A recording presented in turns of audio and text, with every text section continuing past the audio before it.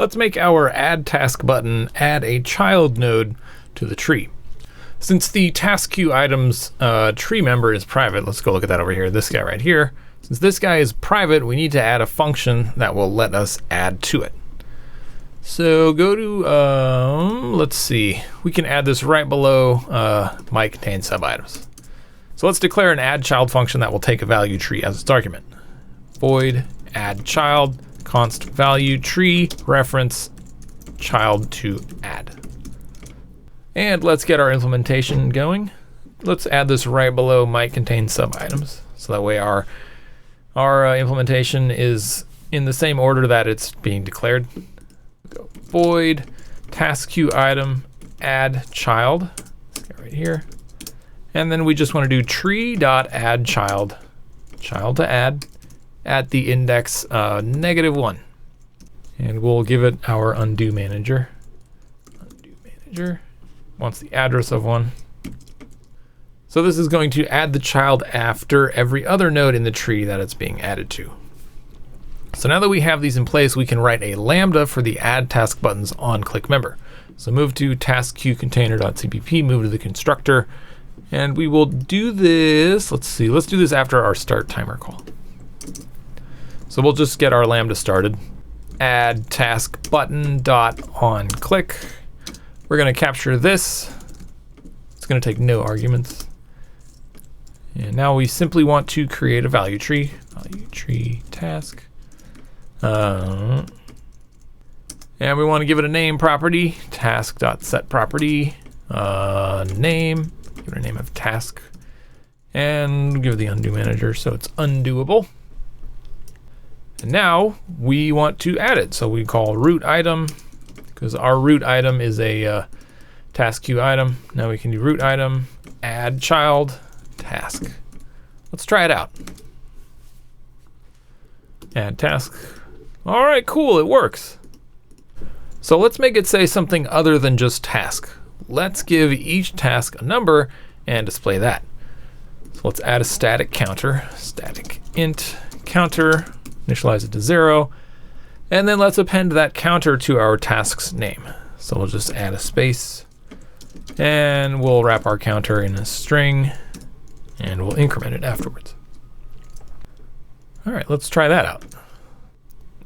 We'll run it and see what comes up.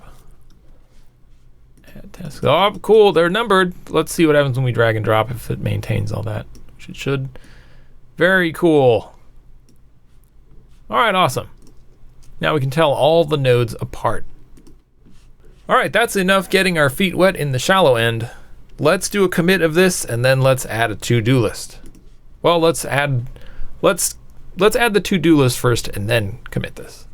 So we'll add our to-do list right in main component.cpp. Let's add that here. All right, let's dig in. Let's see, to-do list. Number 1, selecting a task should enable the add subtask button, because we want to only be able to add subtasks to whatever node is selected. So selecting a task should enable the add subtask button. All right, if we want to enable this add subtask button, we're going to need the ability to select a task. So need ability to select a task. That's a good one. Let's see. We want to be able to edit the task name. So need ability to edit a task's name. We want to be able to mark them as completed. Need ability to mark a task as completed. And then we want to see how many. I think it would be really cool if we could see how many are completed and that are not completed. So need to show how many tasks remain and are completed on a task that has subtasks. Okay, let's see we want to be able to save these guys to disk, so save a task list to disk. We want to be able to open them. Open a task list from disk. We want to be able to create new ones, so create a new task list. Oh, let me spell new correctly.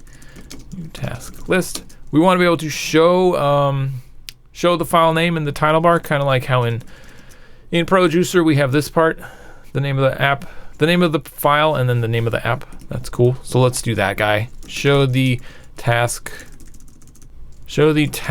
lists file name in the title bar. That's cool. How about auto saving the task list as we edit it every 1 second or so? Auto save to disk every 1 second. I think it would be cool if we could double click the task file and have it automatically open in the program. So double click the task file to open it from disk. That's cool. All right, I think it would be cool if we had an app icon. Makes it look not so ghetto. Okay, let's see. How about when we add a task, we auto show the text editor so we can just go right to typing in the new name. So adding a task should auto show the text editor for editing the name. How about if we store the date and time when it's created? Store the date, time when created. And then if we're gonna store when it's created, how about we store when it's completed, so that way we can see how long one of these tasks took us. So store the date, time when completed. That's a good one. Let's see. It should remember the window position and the size when we close it. Right now it does not do that. So remember the window position, size when you close and reopen the app. And let's see, the add subtask should add a button. Sorry, the add subtask button should add a child to whatever node you currently have selected. So the add subtask should add a child to whatever node is selected. And let's make it do the same editor trick. So same editor trick. It should do same show editor trick. And then when you finish editing the task's name, it should select the parent task. Then you finish editing a sub task, parent should become reselected. This is so you can keep adding subtasks to the parent. The subtask should not be selected. And then maybe we double click in the blank area to add a task instead of using those buttons.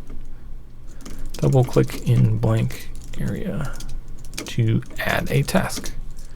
Okay, that's a pretty good feature set that we want to add. It's a lot of stuff. Now is a good time to do that commit. Git status, see what we got. Okay, there's 5 files that have been changed. So we'll do git add period, git commit -m, and we'll say added buttons wrote to-do list. That's good. Okay, cool.